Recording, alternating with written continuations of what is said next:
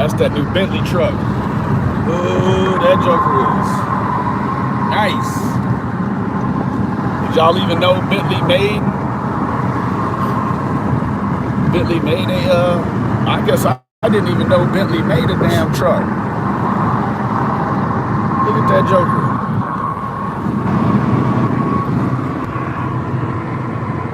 Boy, that's the Bentley truck. Ooh. Ay, chingawe. Mucho dineros.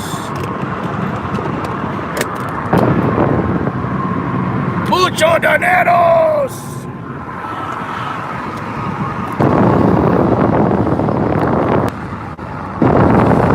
Hey, Amanda. Hey, Jessica. Sorry. Still got that nose hair. Damn, over. I think it's in the back of my skull. I can't reach it. Thank you. I'll drive safely. I am, let me turn this down. Hey, Terry! Hey, beautiful.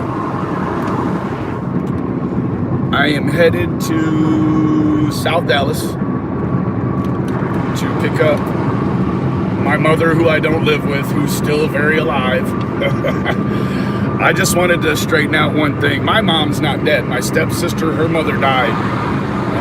And that's who all the hubbub is about. So yes, my mother's alive. It's very illegal to dox her. Anyways,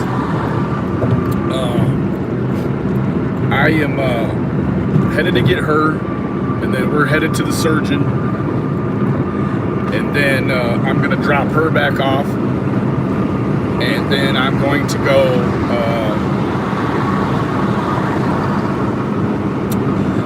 walk you guys through the Cash Gernon scene.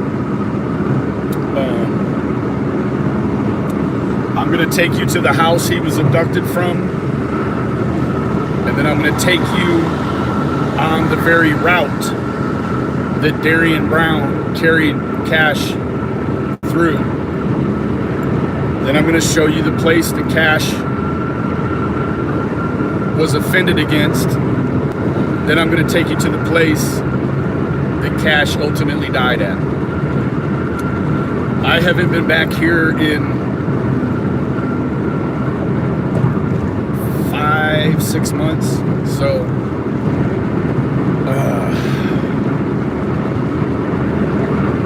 it's a hard thing. I just felt like with everything going on, I needed to go back down there. I mean, the Cash Gernon situation, Cash Gernon was murdered less than 1 mile from where my mother lives at. So I just felt like, well, I'm going to be down there. I really need to get back in touch with that. Get back in touch with when it was all about business, right? I'm sorry, here, I can't, I gotta have some air. There. So, I do want to say to everybody, please say a prayer for me. I'm headed to the surgeon. I've got all my discs, EFW, MRI. These are all my brain scans. Actually, I've got 3 of them. So we got brain scans in tow, and we're headed to the surgeon. Okay? Guys, I'm so fucking scared. It was really real. This seemed really real.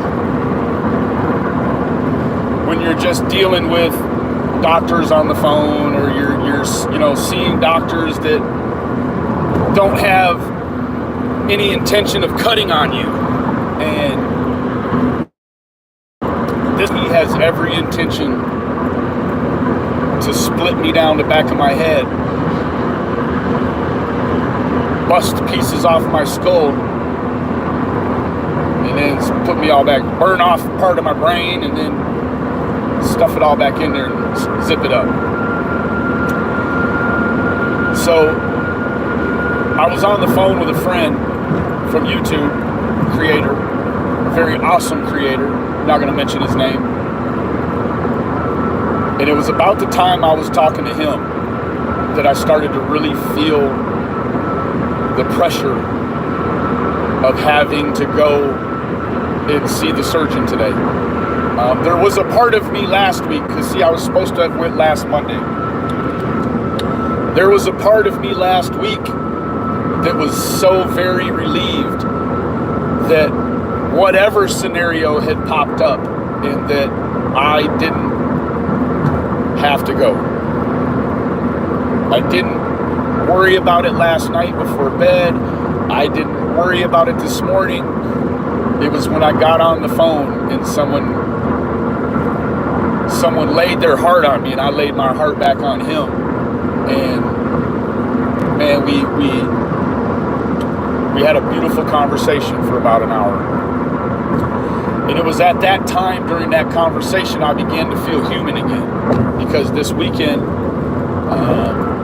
I felt subhuman, right? I felt like a victim for a moment of all the bullshit that's coming for me, and hasn't stopped coming. It's still coming. The worst of it hasn't even started yet. Okay? Other thing, I have to make it clear.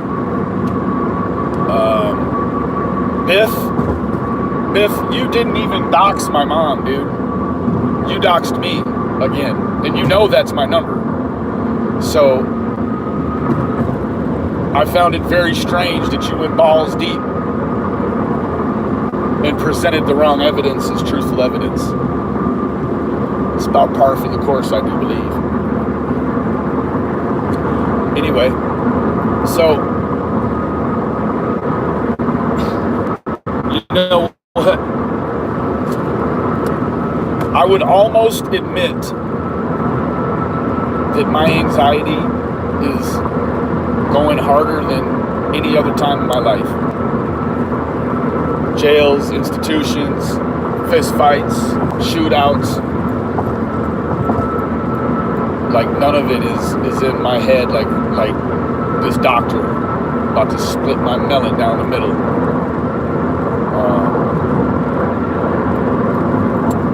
So for those that aren't aware,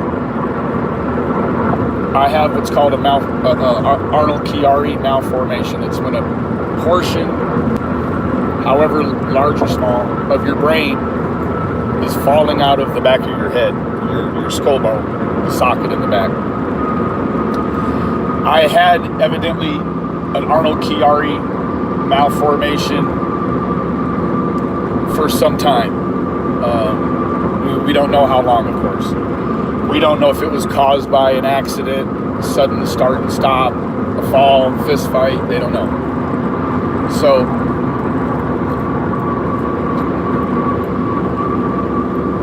I had an accident that was not my fault. It was an accident that was caused by negligence. And the way that I fell, it activated. I had never had a symptom of any sort of issue until I had the fall. I had the fall, and then things just started to not make sense. And they were sending me to the chiropractor for regular, adjustments. I was going 3-4 times a week to the chiropractor, and she was just absolutely killing me. And I kept telling the doctors and the surgeons, I'm like, listen, I don't know what's going on, but I'm not getting the relief after 3 months of 3-4 times a week letting this doctor hurt me. It wasn't from the fall that I needed the medicine. It was from the constant adjusting and torture from the chiropractor. So eventually I called my attorney and I said, sir, I'm done. Like close the case out, let's go to court. I can't take any more of what this chiropractor is doing to me. It's literally killing me. I have no quality of life. I was on the pills, and then I had to withdraw, and he's like, let me send you to another doctor. Because I kept telling him, I said, something's wrong. My vision is screwy. I'm not hearing like I was. My balance is messed up. And he says, okay, this is the last ditch effort to find out what's going on. So they sent me to a neurosurgeon. And the neurosurgeon did one scan, the MRI, and he said, holy cow, dude, you've got a bunch of brain hanging out the back of your skull, and that's going to be the cause of your issues. I was hurt due to city negligence, the city of Plano. So I have a very, very, very substantial lawsuit that is pending right now, and this is the last step of cashing in for the big money. I'm talking about this thing right here that I'm headed towards is so bittersweet, because with the money that my family will be blessed with after this surgery will be life-changing for all of us. It won't just be life-changing for me and my family. This will be large enough to assist other people in the family that need help as well. Or just, you don't even need to have help, right? There's just gonna be enough money.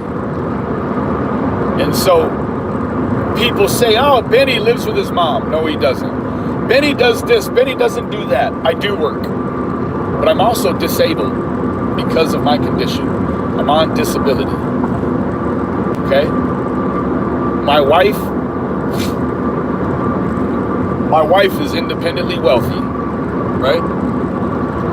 We are all in the next 6 or 7 months in my family, we will all be very independently wealthy. I assure you. I wouldn't bring you with me today. I'm gonna bring you I'm gonna bring you in the doctor's office with me too. I'll bring you everywhere I go today, right? Now, the bittersweet part for me is the fact that I have to go face something that's very scary to me, like having a brain surgery, but at the same time trying to remind myself how set up my family will be after this. We're set up now, but how set up? We'll be able to do stuff. We'll be able to invest. We'll be able to purchase property. We'll be able to do things because of what's happened to me that we would have never, ever, ever been able to do, ever. So it's a gift and a curse. This is the arts district, the performing arts district. So everything over here, over there is going to be museums, theater, all of that. Over here, we have Uptown. This is where actually this building right here is the Dallas U.S. Treasury building. We've got a Rolex headquarters here. We've just got, Dallas is the Mecca, right? So actually where we're getting ready to go under is called Clyde Warren Park. This used to be all open. And what they did was they built, you'll see this whole tunnel right above it. What's on top of this tunnel is a huge dog park. Okay, a huge dog park and several 5-star hotels. I'll show you right where JFK was shot. Hoo-ah. So,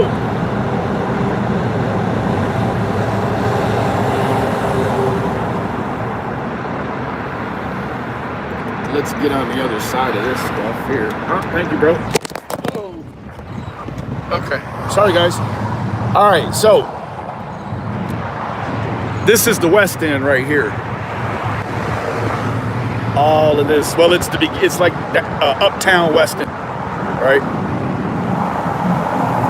So over here is our new, I believe that's the Ross Perot Museum of Science, I believe. It's a badass. Look at all that. The side of the building has engineered gutters in it, so the water drips down the side, and it goes through all those grooves on the side of the building, and then it feeds a garden down there. This is that right there with all the trees. That's the Dallas World. That's the Dallas World Aquarium. Over here, we got Victory Park, where the Dallas Mavericks play. We got the House of Blues, Hooters, Dick's. That's the West End parking.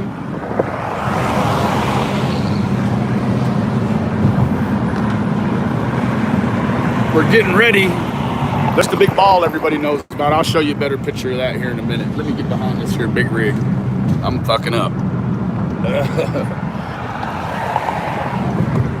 That big building right there, the one you see. Hold on, let me show you. We'll get under this bridge.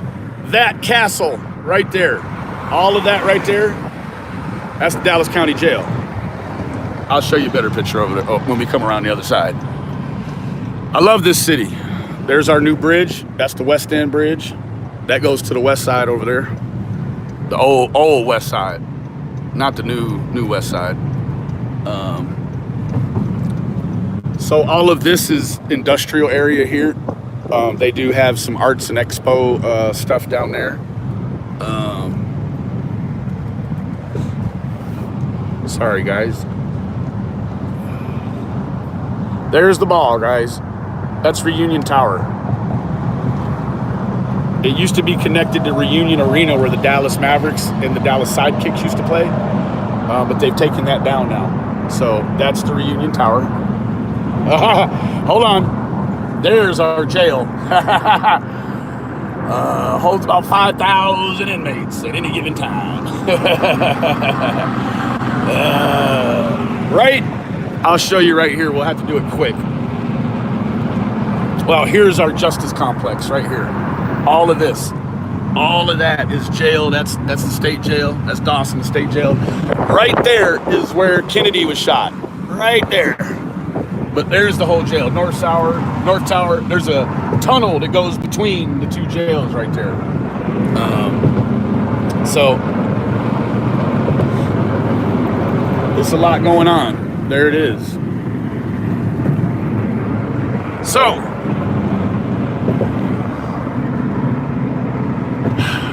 anyways, guys. Yeah, I'm taking you on the whole tour through my city, right? I'm wanted like a motherfucker. I'm scared to come outside. Shit. I wanted to show you guys the bridge. That's why I'm over here. Here's our new bridge. Our new bridge that already needs $200 million worth of repairs. And it's only 3 years old. I wanted to show you this bridge, though. This bridge it's beautiful. Look at this one over here. We've got some of the, I think Dallas is now officially the first or second most beautiful skyline. And that's for real. So that's looking back at this, oh, hold on.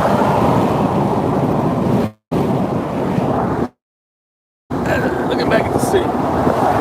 Yeah, no, the repairs, they never stop. Ever. So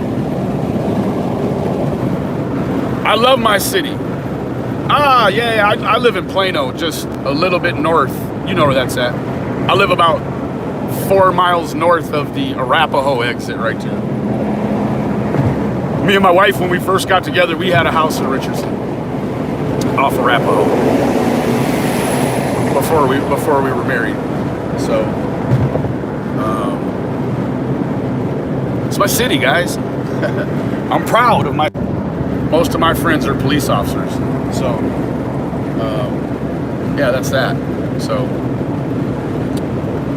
but you know, I know I'm just kind of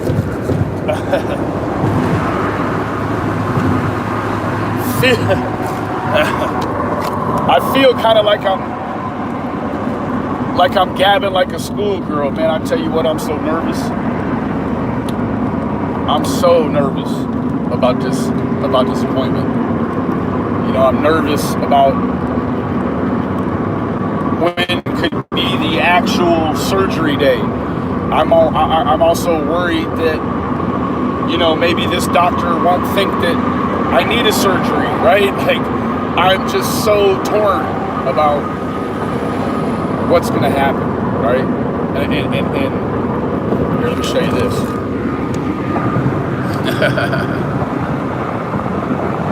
Who's CM? That's our kiddie prison right there. It's huge. And we don't have no regular juvenile. We got kiddie prison. All of that is kiddie prison. All the way. It goes way back there. Way back there. So yeah, guys, I have to admit, I'm human, right? I'm scared, right? I'm scared. And it's okay to be scared, right? Right?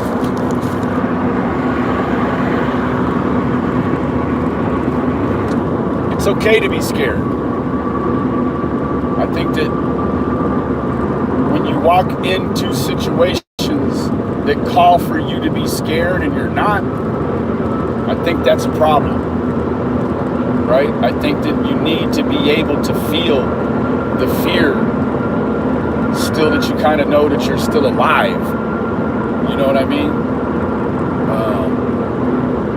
And then not only that, but I guess I'm really laying it on myself today because I don't have to go to Cash's departure place. I don't have to go there. But I feel like I need to. I feel like I need to show a few people that don't know where I've come from before this.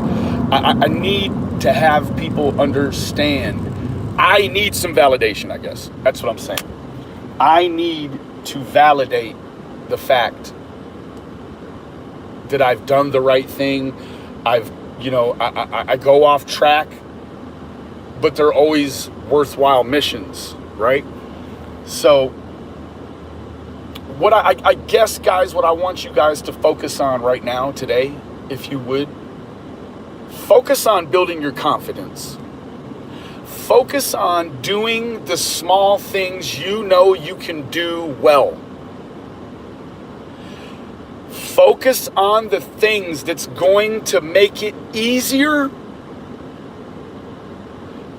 to put a foothold in on things you're not confident in life about.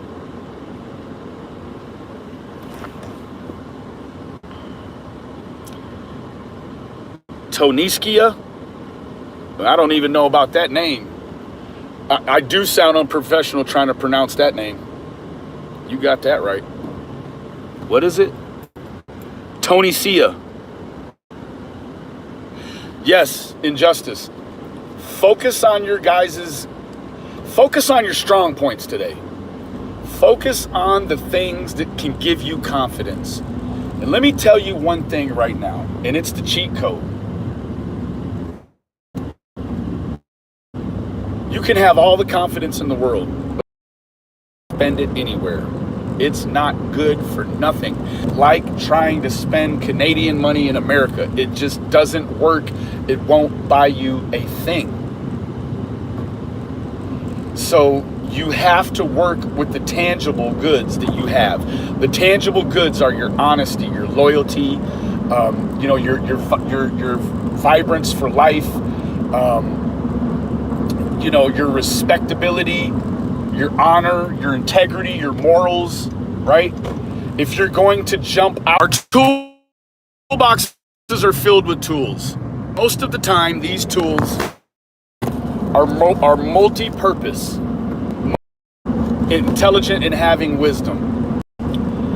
You can move forward. At any time in life, you can add tools to your repertoire and you become even stronger than you were before. See, wisdom is equal to amassing the intangible goods, right? The winner is not the one with the most bodies under his belt, the most notches on his belt. The winner is the one that has the least enemies and the most friends. That's the victor. He wins. Hands down. You don't have to battle, bicker, or argue about a man that has respectability. Now, my confidence, fortunately for you guys, a lot of my confidence comes from you, and it comes from my wife, right? And it comes from my son, and it comes from, the network of strong male personalities that I have in my life. I have some really strong men in my life. And I'll start with creators. I have a very strong network of creators that I can call on anytime for anything. I mean, anything. But then I have a mother. I have a mother who has been a nurse for over 35 years. She's been a nurse. The way she met my dad was my mother was a registered nurse on the medevac, the helicopter. My dad was a helicopter pilot, my stepdad, but I've known him since I was 5, so he's my dad. My stepdad was a pilot, and what his business would do is they sell helicopters. So when a particular outfit, whether it be any organization, buy a helicopter, in this instance, it was a medical helicopter. So he and his co-pilot flew this particular helicopter to the hospital that my mother was working at. And over a period of time of getting, my dad went there with his co-pilot, and they showed them how everything on the aircraft works. Okay, but before this, my dad was in Vietnam. My dad has a Purple Heart. He was shot in Vietnam. He was an aviator. He flew what's called Dust-Off 7-2. My dad flew a soldier retrieval aircraft. When soldiers got hit and they went down in the field, my dad was the one that flew out there and picked them up. Now, the interesting thing about this situation in flying Dust-Off is that they need every available square inch to put bodies on. So there's no door gunner. No door gunner. It's a pilot and a co-pilot, and they both have sidearms, and they had one pumper in the cockpit. So my dad would fly into areas and take fire and take heat, knowing he was going to, without a way to defend himself. Are you seeing a parallel here? Right? So then my father, who was active U.S. Army, he was a major in the U.S. Army. He got the call to go to Iraq or Kuwait for Desert Storm, a Desert Shield rather, which turned into Desert Storm. And he did a full tour there, and then he came home. And sometime after that, they had Hurricane Katrina, and my dad was still actively flying every day. But at this point, he was in management, flight operations management. So my dad came up with the idea, and a few of his other colleagues and co-pilots, after watching all of the victims of Katrina standing on the roofs of their homes. My dad and 3 other pilots took 3 birds to New Orleans. And during the time my dad was in New Orleans, he successfully rescued over 3,000 people off of their rooftops and out of the waters. These are the kind of men that I've had make an impression on me. I've had strong male characters in my life, my whole life. Even my friends now. One of my very dearest friends is a Dallas Cowboy running back, Rico Dowdle. Unfortunately, pray for Rico. You can go catch him on Instagram, Rico Dowdle, Dowdle. He broke his hip. He's a tailback. He also he plays special teams, kickoff return, so on and so forth. So he broke his hip 2 weeks ago, so he's laid up. And we need some prayers for Rico Dowdle. So prayers for Rico.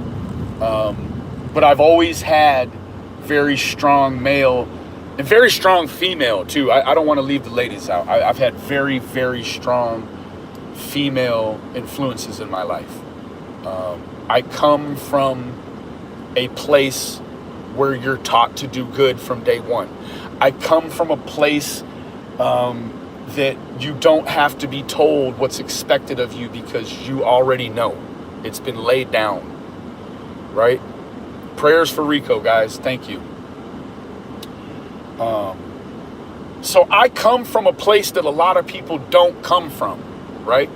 Now, coming from that place, at a very early age, I understood that I had a love affair with rap music and with the streets and the things that happen in the streets, right? So I began playing basketball at a very, very early age. And it was the basketball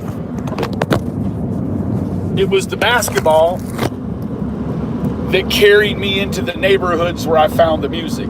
And then it was the music that really led me down. You know, when people say, oh, blame it on the rap music, kind of, right? I followed, you know, I mean, I went on to get some degrees in music and became a producer, sound engineer, mixing, mastering, then went on to teach myself video, all the laws and stuff of video, editing, doing video, music videos, short films, business advertisements. Like I made something of myself. And then the COVID came and I had the fall, and I haven't touched a piece of music.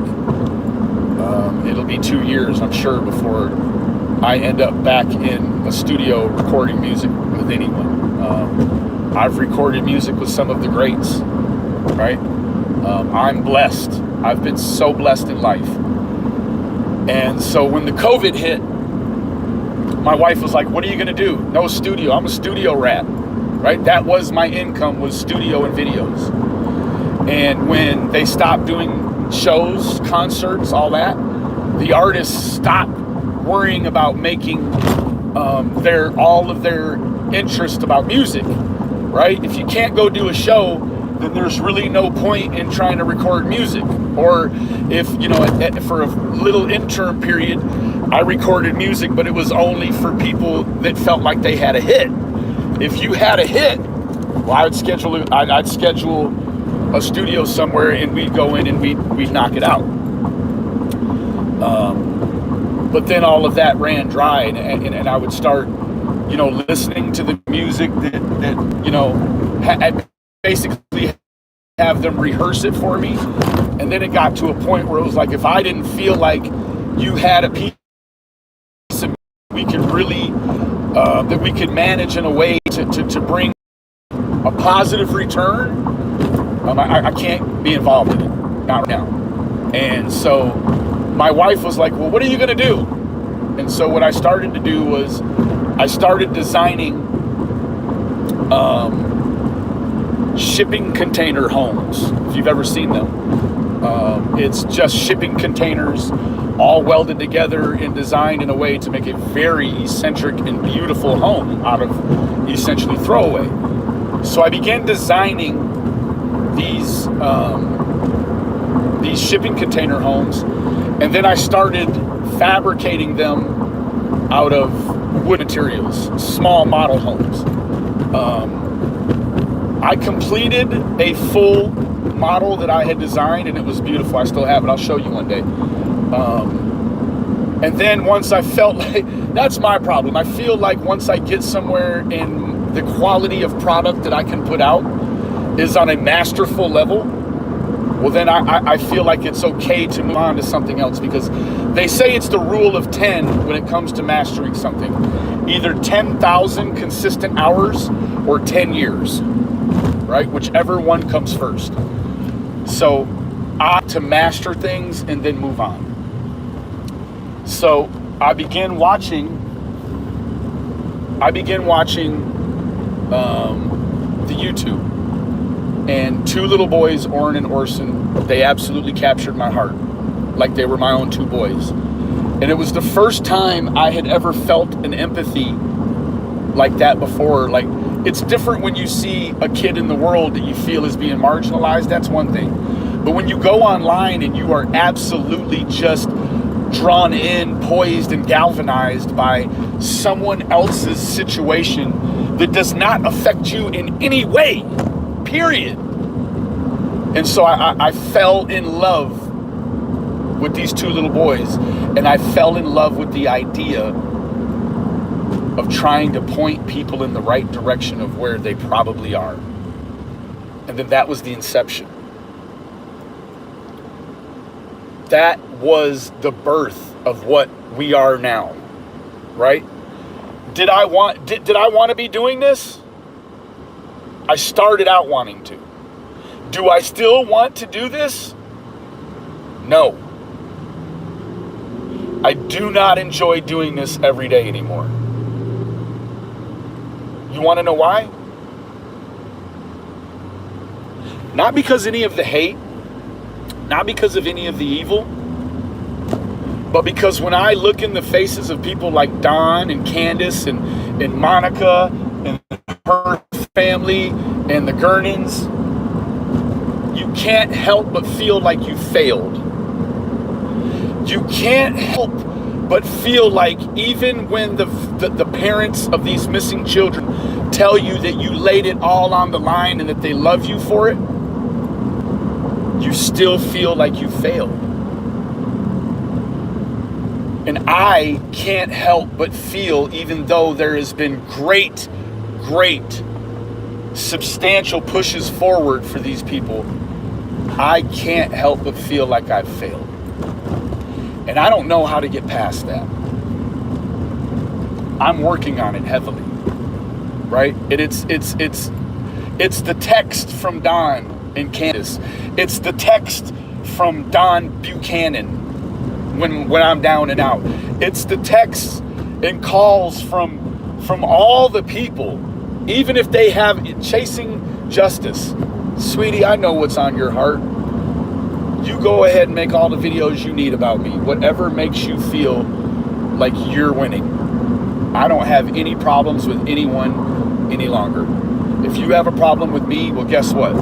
That's your problem. It no longer is going to be my problem. Now, I understand that this is a very abrupt change. And so I'm not expecting everyone to adhere to what I will be asking for in the near future. And in the near future, what I'll be asking for is a complete cessation of mentioning any other creators in our chat unless we're pushing them up or unless they're part of our network and we work hand in hand with them, right?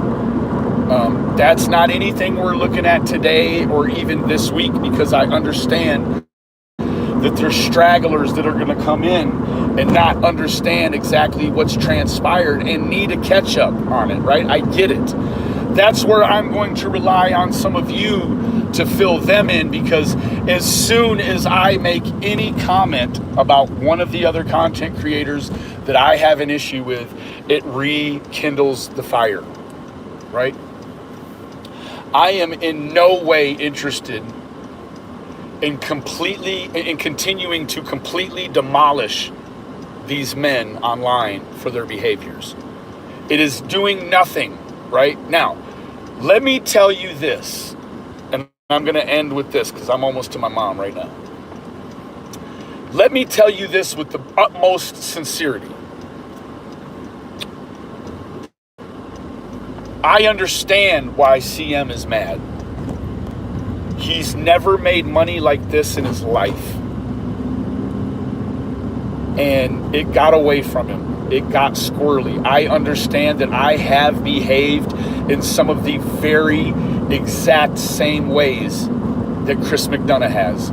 It's just that I haven't been taken down. And so let me tell you what. Did I want Chris M to lose his livelihood? Did I want him to do something to himself that was going to change the trajectory of his golden years? I have prayed you get your channel back, because I hope you do. And I hope when you do, God has laid something on your heart that you've never had on your heart before. And the first thing you do is come back and apologize to all the people. I pray for Chris to have everything that I want for myself. Hoo-ah. You must pray for your enemies, right? Chris is not an enemy. He's an adversary. But now I've turned that battle over to God. It's no longer my fight. So Chris, all for nothing, I hope you get your channel back. I hope you receive back your monetary blessing. And I hope that you know that it is a fucking blessing what you've been given. Right? Now, do I want you to pay judiciously for what you've done? Yes.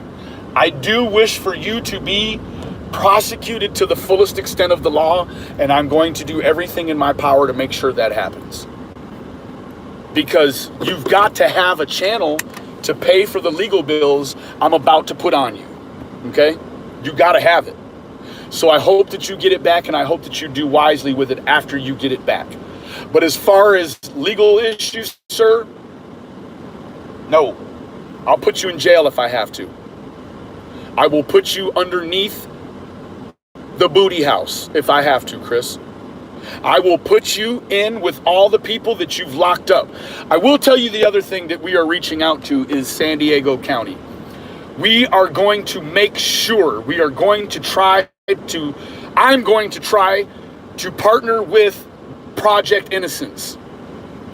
And we are going to absolutely fucking scour San Diego County and make sure that this fucking cocksucker hasn't locked up somebody that doesn't need to be locked up.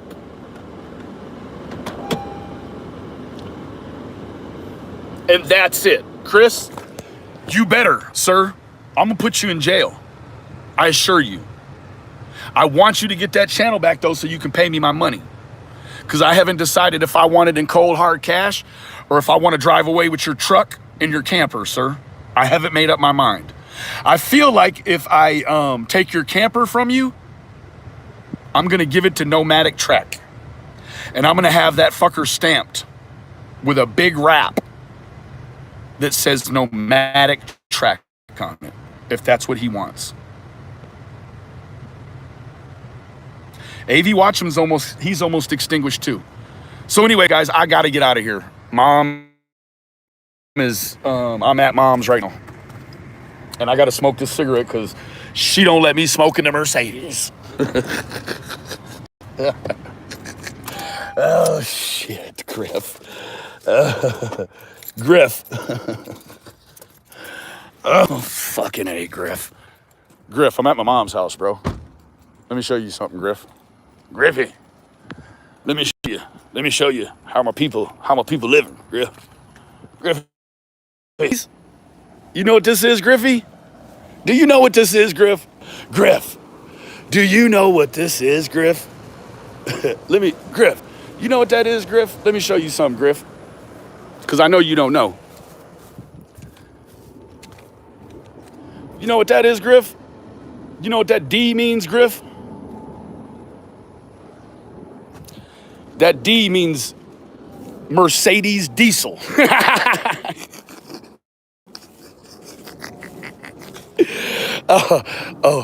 And Pop with the king cab, the Longhorn. So no more gloating, Benny. Oh shit. But hold on one second.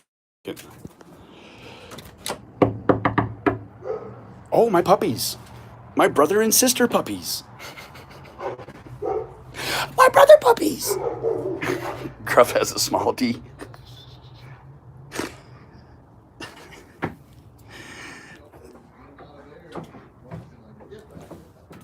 Oh.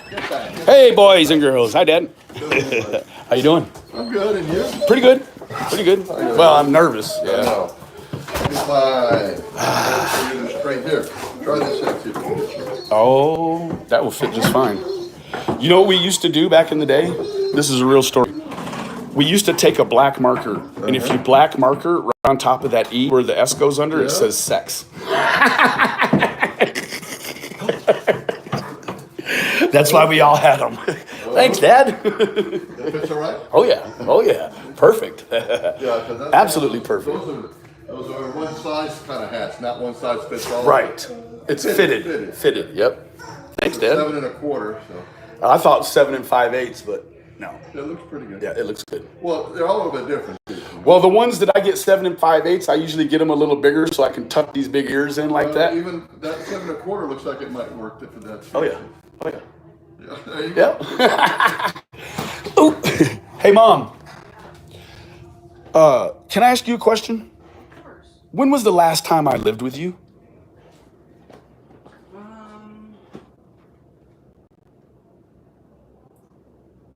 It's been some years, right? Well, it was after the fire. Yeah. Here. Yeah. We had a house fire and then it burned down, so. It's been 4 years or so. Okay. Well, there was just a lot of people online saying that that my mom was dead. Yeah. Oh, I'm alive and well. She's alive and well. Let me hold on. I wish that I lived with my mom. Let me show you why. Mamacita, she got laid.